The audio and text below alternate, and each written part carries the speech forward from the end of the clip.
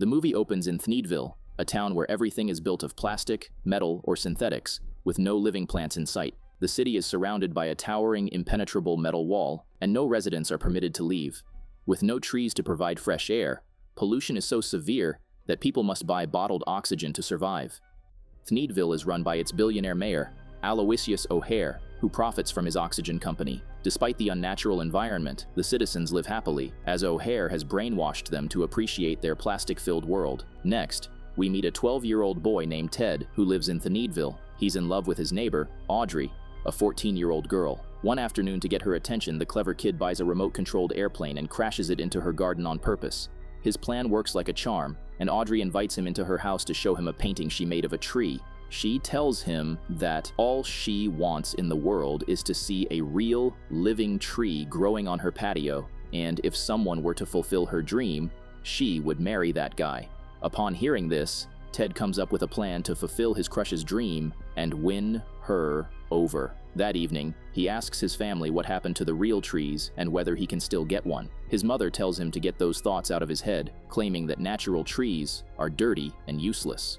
However, his grandmother, Norma, tells him about Onceler, a mysterious man who lives outside the city. She reveals that Onceler is aware of what happened to the trees and will tell anyone who brings him 15 cents, a nail, and an old snail. With this, Ted takes his motorcycle and embarks on a risky adventure to find the strange man. He follows the town's drainage pipes and reaches one of the exits of Thneedville, located in an isolated part of the city. Meanwhile, O'Hare is meeting with his team, who come up with the idea of polluting the atmosphere even more and creating another bottled, clean air product. The mayor loves the idea, knowing it will boost his profits at the people's expense. However, the meeting is abruptly interrupted when two security guards arrive and inform them that a boy has managed to infiltrate the security system and escape the city. This enrages O'Hare, who immediately orders them to find the kid. The scene then shifts back to Ted, who arrives in a wild and inhospitable area outside of town. He walks through the desolate landscape, littered with chopped tree stumps and shrouded in smog, until he comes across a lonely cottage.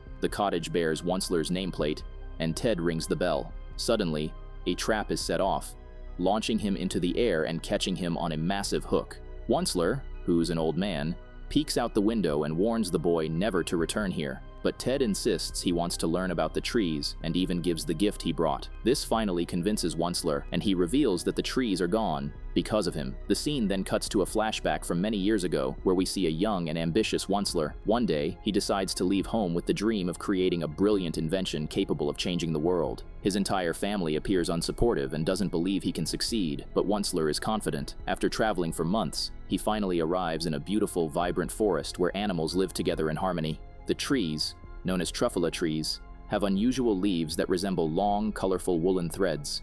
After seeing this, Onceler comes up with the idea of making a versatile fabric called thneed out of the wool-like leaves. He begins extracting the material, but the forest animals don't like this and gather to protest. However, Onceler diverts their attention by handing out marshmallows, which the animals enjoy. They begin eating the junk food while Onceler takes the opportunity to begin chopping down one of the trees. Moments later, the animals realize their mistake and try to stop him, but it's already too late. Onceler chops down the tree and walks away with it, leaving the animals frightened. Suddenly, a thunderous lightning bolt strikes, and a strange deity named Lorax emerges from the fallen tree's trunk.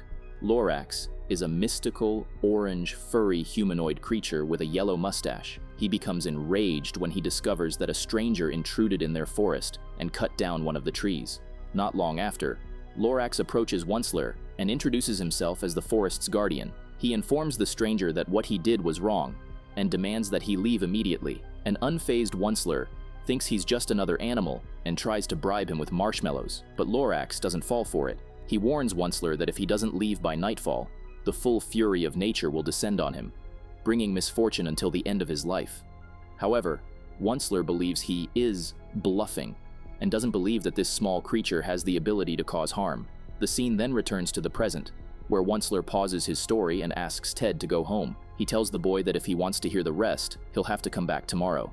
Ted, with no other option, agrees and returns to the town.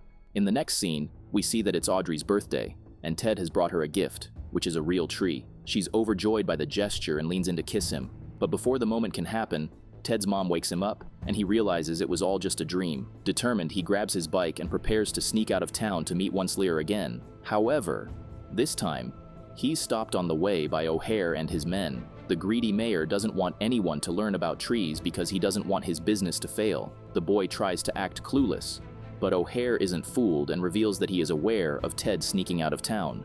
He warns Ted not to mess with him, reminding him that he has security cameras throughout the city and even watches his mother and grandmother. However, as soon as O'Hare and his men leave, Ted ignores all the threats and sneaks out of town once again.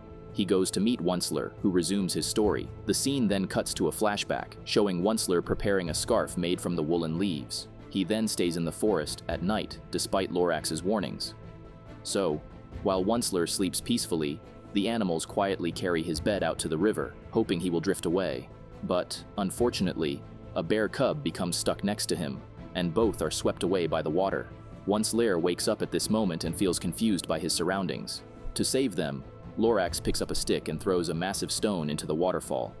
The stone strikes the bed, flipping it and knocking Onceler and the bear out of the river. Thanks to this, the bear is safe, but Onceler is unconscious and has lost his breath. Lorax frantically generates static electricity to revive him, and it works. When Onceler wakes up, he is very thankful to Lorax for saving him, but he's soon disappointed when he learns that the animals were actually trying to send him away. Lorax apologizes, explaining that they are trying to protect the forest from deforestation because it is their habitat. Upon hearing this, a remorseful Onceler apologizes and promises never to chop down a tree again.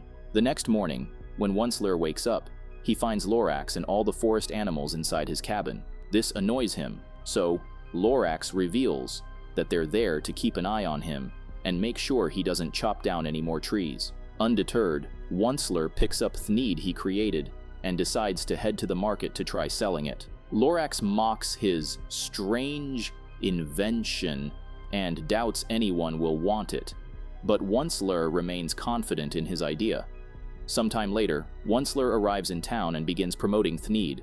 It is a sack-like cloth that can be used in many ways, as a scarf, rug, towel, and more.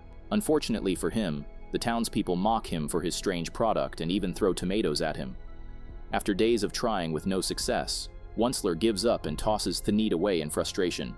It accidentally lands on a woman's head like a hat. This unexpected look catches everyone's attention, and the townspeople find it fashionable.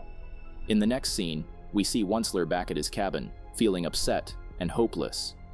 He starts living with the forest animals, as he's too embarrassed to go back home as a failure.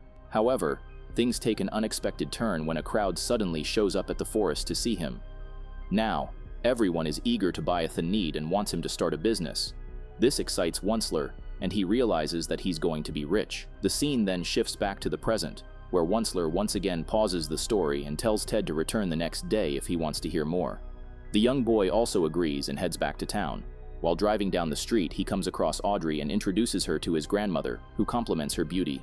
Later, when Audrey returns home, she's devastated to find that the painting of her trees has been erased by the mayor. The next day, Ted attempts to sneak out of town again, but this time he finds the exit door sealed.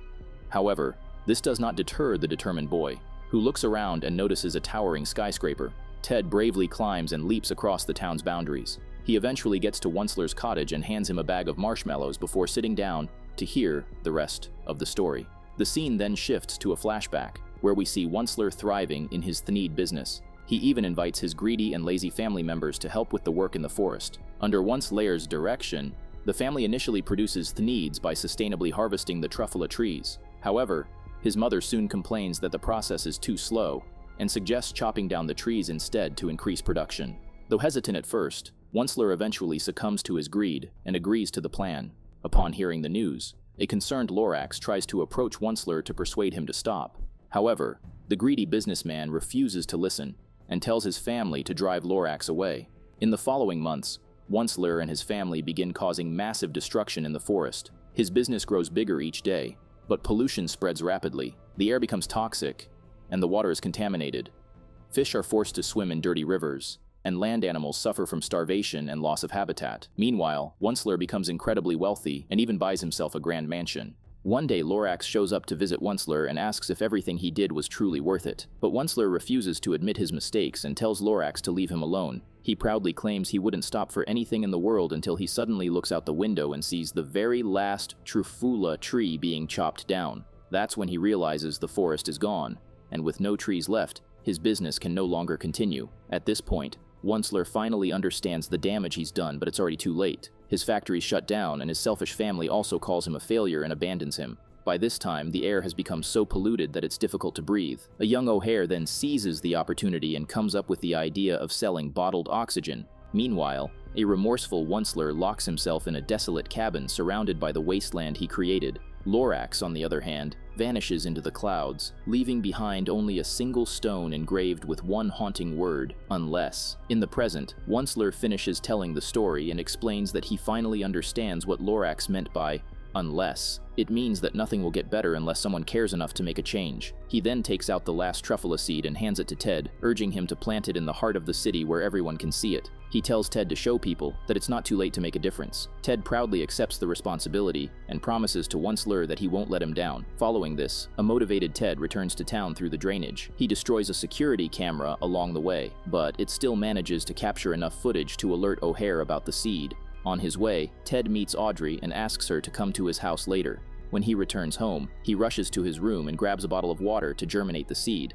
But Ted is interrupted by his mom, who invites him to the living room. Ted then puts down the bottle and slams the door so hard that the water spills onto the seed. In the living room, he's shocked to find O'Hare waiting for him with his 2 bodyguards. O'Hare demands that Ted hand over the seed, which the boy obviously refuses. The billionaire and his guards storm into Ted's room, but the seed is nowhere to be found. Furious, O'Hare starts wrecking the place, prompting Ted's mom to lose her temper and kick them out of the house. Afterward, Ted wonders where the seed went and starts searching for it desperately. His grandmother, Norma, then appears and reveals that she took the seed just before the bad guys stormed in. To their surprise, the seed has already sprouted thanks to the spilled water. At this moment, Audrey arrives, and Ted shows her the tiny truffle sprout, which excites her greatly.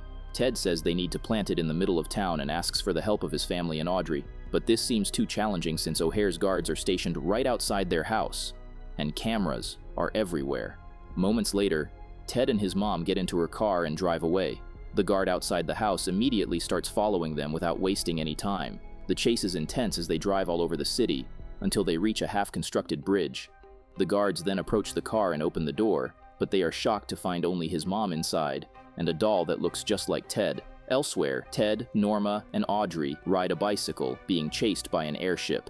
At one point, O'Hare's henchman manages to snatch the seed. They try to destroy it using a drone, but accidentally drop it into a jar. O'Hare then grabs the jar and attempts to pull the seed out, but his hand gets stuck inside it. Seizing the moment, Ted cleverly maneuvers the bike near O'Hare, while Norma swiftly takes the jar and retrieves the seed. Not long after, the gang finally reaches the center of town with the seed and tries to plant it in the ground, but they are disappointed to discover that the ground is artificial and contains no soil. So, with the help of Norma, Ted uses an excavator to knock the head off the golden statue of O'Hare that stands in the center of town. The head falls to the ground, breaking a piece of the artificial surface and finally revealing real soil beneath. But before they can proceed further, a crowd of townspeople gathers and is shocked by what's happening. To make matters worse, O'Hare arrives and tries to turn the people against Ted. He convinces them that trees are bad and dirty, that they attract ants and bees, and that leaves fall from them. Audrey, however, argues that trees produce free air through photosynthesis, which is why O'Hare is strongly opposed to them. The mayor states Audrey is making things up and insists that everything here is perfect and doesn't need to change.